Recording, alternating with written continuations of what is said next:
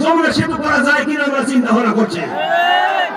আমরা চিন্তা করছি যে নদী মাঝখানে রেখে দুই ধার বন্ধ করে দেবো, এবং গোলাইন শুধু না, পারওয়াল থেকে শুরু করে যাতে নদী আর না ভাঙে, নদীর খরস্রোতা হয়ে গেলে জলবিদ্যুৎ উৎপাদন করা যাবে।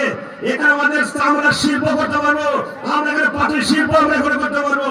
নদীর ওই পারে যেভাবে গরু এবং ছাগল পালন করা হচ্ছে, এই গরু ছাগল যদি বাণিজ্যে আমরা উৎপাদন করতে পারি, তাহলে গোটা বাংলাদেশে কুরবানির সময় সমস্ত গরু আর ছাগল এই সাজাগিরি থেকে আমরা গোটা দেশে আমরা দিতে পারবো, সুযোগ আছে। আমরা ওই ধারে গোডাউন করবো, আমরা ওইখানে হসপিটাল করবো, ওইখানে ফাঁড়ি আমরা করবো। এটা আমাদের চিন্তা ভাবনার মধ্যে এগুলো রয়েছে। মৌসুম জন্য অ্যাম্বুলেন্সের ব্যবস্থা করা হবে, যাতে বোনেরা বা ভাইয়েরা কোনো সময় বুঝে হয়ে গেলে তাদেরকে নিয়ে রাজশাহী, বগুড়া, ঢাকায় বিভিন্ন জায়গায় নেওয়া যায়। এটা চিন্তা আমাদের কাছে এটা রয়েছে। ভাই বোন বন্ধুগণ, আজকে আমাদের দেশের যুবক রয়েছে, এই যুবকদের জন্য যত